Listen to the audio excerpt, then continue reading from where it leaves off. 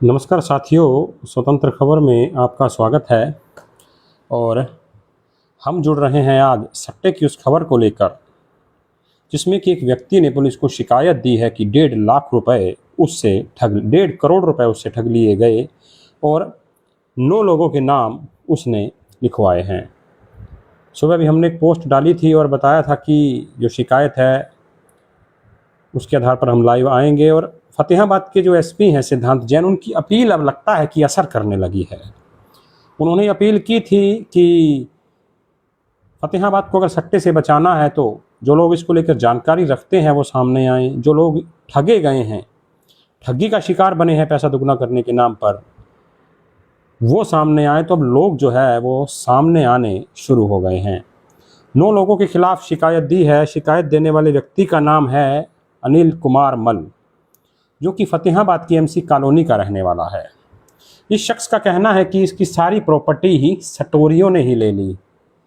पैसे दुगने करने के नाम पर इसे आईडी बनाकर दी गई। अलग अलग आईडियों के नाम भी जिसने शिकायत में लिखे हुए हैं और फतेहाबाद के एसपी को ये शिकायत दे दी है और जांच शहर थाना में चल रही है।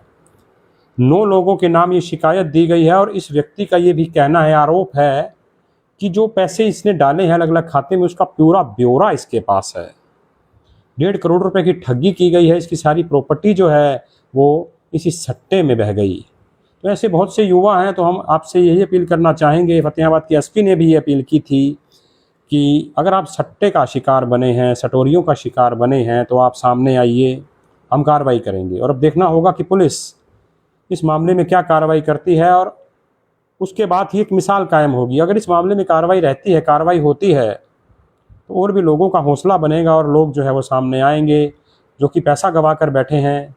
और अगर उनके पास उनके पैसे गए हुए हैं, अकाउंट में रसीद है, उनके पास स्क्रीनशॉट है, खाते का है, तो वो फतेहाबाद के एसपी को शिकायत इस मामले में दे सकते हैं। एसपी महोदय बहुत अच्छे तरीके से इस मामले में जांच कर रहे हैं। तो ये शिकायत जो है 9 लोगों के खिलाफ दी गई है।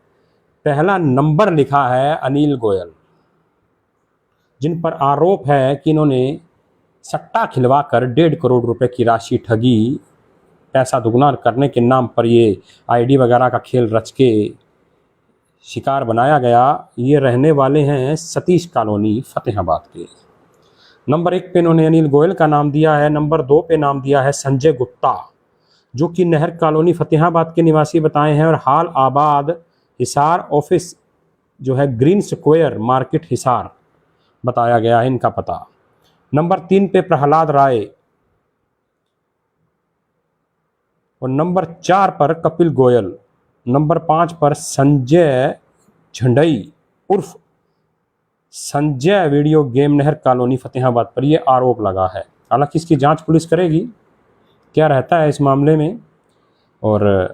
और नाम मैं बताता हूं आपको। नंबर 6 पर अभिमन्यु निवासी 4 मरला, अभिमन्यु निवासी हिसार। नंबर 7 पर प्रवीण झंडई उर्फ पिन्नू रिक्शा वाला। ये अलग सा कोड है, रिक्शा वाला कौन है इसमें लिखा है उसने, प्रवीण झंडई उर्फ पिन्नू रिक्शा वाला, 4 मरला कॉलोनी फतेहाबाद। नंबर भी दिए हुए हैं इनके।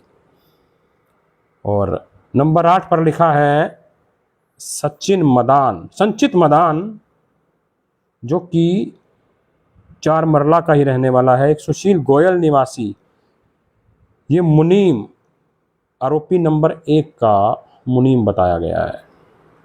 तो ये 9 लोगों के नाम है और ऑनलाइन गेमिंग व ऑफलाइन गेमिंग के नाम पर करीब 1.5 करोड़ रुपए की ठगी अनिल मल के साथ कर ली गई। ठगी का शिकार इसे बनाया गया और शायद 21 तारीख को इसने शिकायत दी है। इसने लिखा है कि ऑनलाइन गेमिंग ऐप betking24.com के माध्यम से भी ठगी हुई, डायमंड ऐप के माध्यम से भी ठगी हुई। अलग अलग शिकायत इसमें दी हुई है ऐप के माध्यम से किस किस प्रकार ठगी की गई। आरोपी 1 ने आरोपी 2 से कैसे अलग अलग तरीके से दी गई है। इसमें कई लोग पार्टनर भी बताए गए हैं। तो काफ़ी लंबी चौड़ी ये शिकायत है अनिल मल की और इस पर पुलिस भी जांच कर रही है। और मीडिया में जब मामला हाईलाइट रहेगा तो जांच हो सकता है इसमें तेजी भी आए। तो लेकिन शुरुआत जो है ये अच्छी है। इस शुरुआत को एक अच्छी शुरुआत कहा जा सकता है कि लोग अब सामने आना शुरू हो गए हैं। जब लोग सामने आएंगे, हारे हुए लोग सामने आएंगे, तो सटोरियों के नाम उजागर होंगे, जिन्होंने बड़ी बड़ी फैक्ट्रियां लगा ली, बैटरियों की फैक्ट्रियां लगा ली, बड़े बड़े इंस्टीट्यूट खोल लिए, अपने सट्टे के पैसे को बिजनेस में कन्वर्ट कर दिया। तो हम भी लगातार खुलासे करते रहेंगे।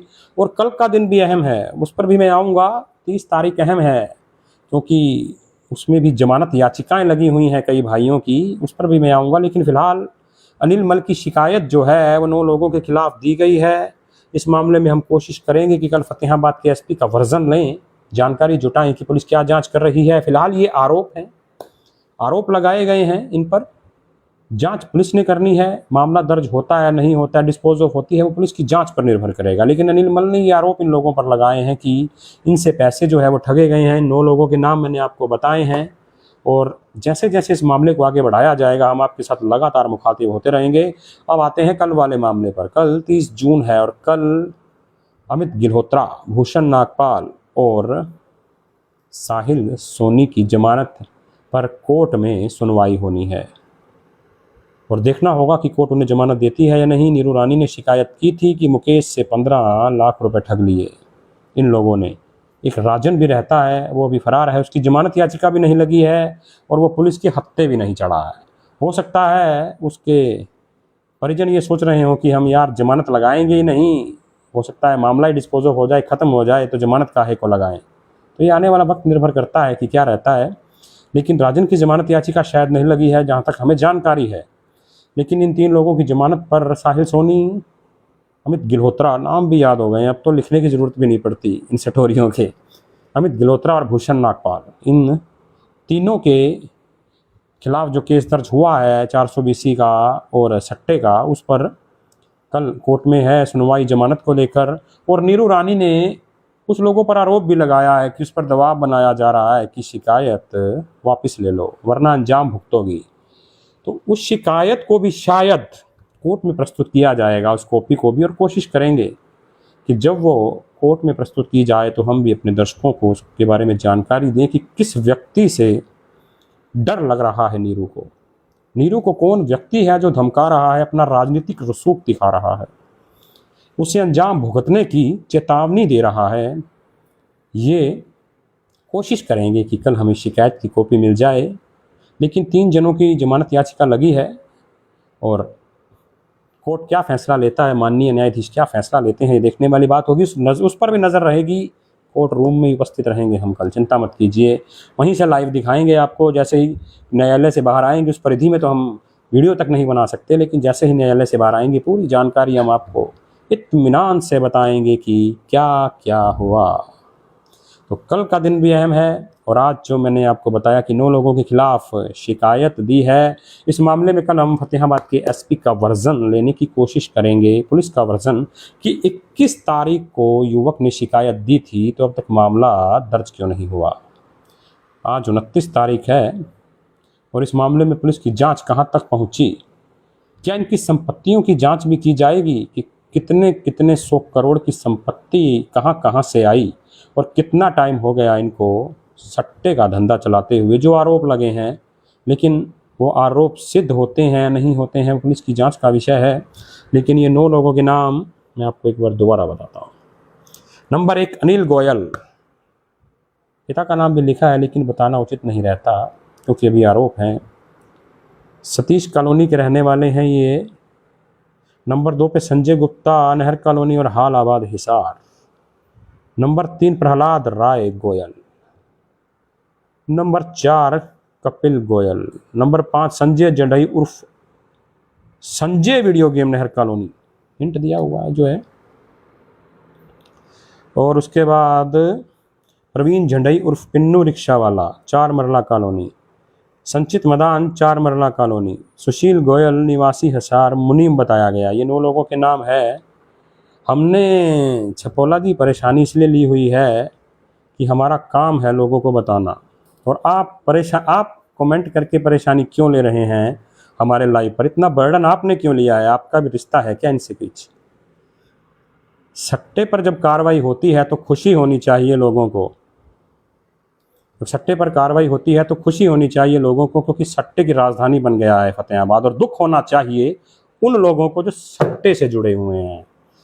किसी का दुख और किसी की खुशी इसी बात पर निर्भर करती है। और हमारी ये मुहिम लगातार जारी रहेगी और लगातार हम सट्टे और नशे के खिलाफ अपनी बात को जारी रखेंगे। और नशे को लेकर भी मैं अपील ये करना चाहूँगा लोगों से कि अगर ओवरडोज से किसी युवक की जान जाती है तो उसके माता पिता उस बात को दबाने का प्रयास ना करें कि हार्ट फेल हो गया या इस प्रकार की बातें ना करें।